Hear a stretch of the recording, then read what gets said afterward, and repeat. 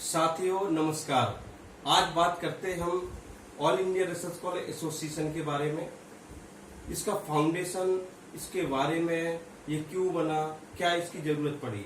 जैसा कि हम जानते हैं कि 2018 में और उससे पहले भी 2014 में जब हाइक एंड फेलोशिप हुआ, उस टाइम ऑल ओवर इंडिया के सभी स्टूडेंट यूनाइटेड हुए और गवर्नमेंट के साथ फाइट करते रहे कि हमारी फेलोशिप बढ़नी चाहिए। उस टाइम भी कुछ लोगों ने मिलकर एक ग्रुप बनाया था, पर वो ग्रुप कुछ समय तक रहा, फिर इसके बाद खत्म हो गया। फिर जब 2018 में आफ्टर 4 ईयर फिर से ये बात उठी कि हमारी फेलोशिप बहुत कम है। जितनी ऑल ओवर इंडिया में जितने भी स्कॉलर पीएचडी कर रहे हैं और जेआरएफ, एसआरएफ, सब तरीके की जो रिसर्च में इन्वॉल्व है, वो कहीं ना कहीं अपना योगदान देश के लिए देते हैं, लेकिन इसको गवर्नमेंट की तरफ से ना कोई ऐसा सपोर्ट मिलता है, ना कोई ऐसा बहुत ही तरीके से ये रिसर्च का इंफ्रास्ट्रक्चर तैयार किया जाता है। अभी तक तो हमें समझ नहीं आया कि आखिर गवर्नमेंट रिसर्च के लिए कर क्या रही है।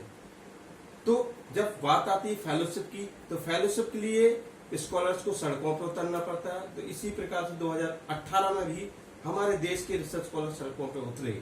उस समय जब मिनिस्टर और जो हमारे प्रिंसिपल साइंटिफिक एडवाइजर हैं, उनसे जब मिलने गए, जगह जगह से लोग आए और एक रिप्रेजेंटेटिव के फॉर्म में जब स्टूडेंट मिलने गए, स्कॉलर मिलने गए, तो एक एसोसिएशन का फॉर्मेशन हुआ। क्योंकि सब जगह स्टूडेंट यूनियन बॉडी है, सब जगह लोग अपने स्तर से प्रयास कर रहे थे, मगर जब एक प्लेटफॉर्म बना तो उसका नाम निकल गया all India research scholar association. तब से लेकर अभी तक उसी में सब लोग काम कर रहे हैं, मिलके काम कर रहे हैं। तो मैं चाहता हूं कि इस एसोसिएशन को इतना मजबूत बनाया जाए, स्ट्रांग बनाया जाए। इसके माध्यम से जो भी रिसर्च स्कॉलर की प्रॉब्लम्स हैं, उनको उसके माध्यम से उसको सॉर्ट आउट किया जाए। मिनिस्ट्री और फंडिंग एजेंसी जहां से भी प्रॉब्लम सॉर्ट होती है, वहां से उसको किस प्रकार से चैनल फॉर्म में सॉर्ट आउट किया जाए, सॉल्व किया जाए, इसके लिए एसोसिएशन का वर्क होगा।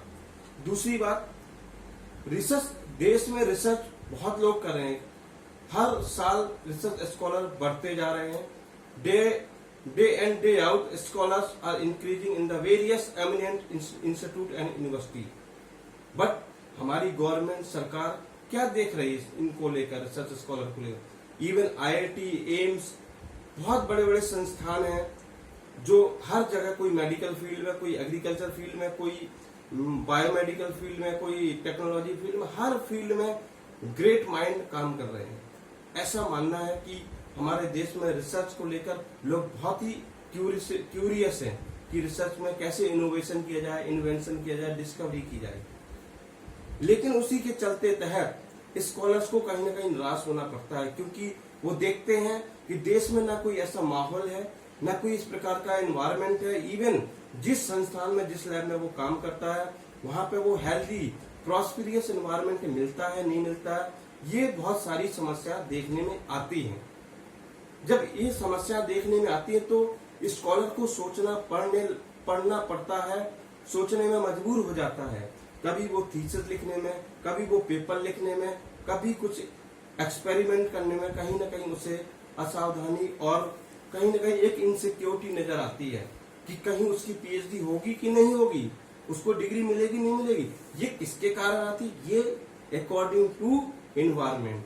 तो उस एनवायरमेंट को सही करना किसकी जिम्मेदारी होगी, ये हमें सोचना होगा और ये सरकार को इसके लिए कदम उठाने पड़ेंगे।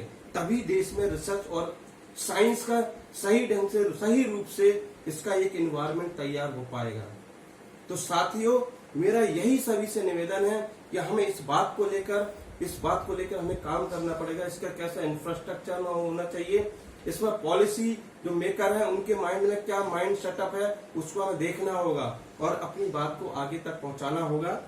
दूसरी बात आती है, मैं अभी सभी जितने भी ऑल ओवर इंडिया में स्कॉलर्स हैं, मैं सभी से रिक्वेस्ट करता हूं, प्रार्थना करता हूं कि कृपया करके जो नॉन पॉलिटिकल इंडिपेंडेंट जो साइंटिफिक फोरम जो बनाया गया all India research scholar association, इसके साथ जुड़ें और इसका एक गूगल फॉर्म बनाया है जिसमें एक छोटी सी डिटेल मांगी गई है कि आप किस संस्थान में पीएचडी कर रहे हैं, आप किस पे काम कर रहे हैं। तो ये छोटी छोटी इंफॉर्मेशन है, तो आप कृपया इसमें भरें, जिससे हम सभी के साथ एक कम्युनिकेशन कर सकें। वेल कम्युनिकेशन बहुत जरूरी है। जब तक कम्युनिकेशन नहीं होगा, जब तक हम यूनाइट होना बहुत कठिन होगा।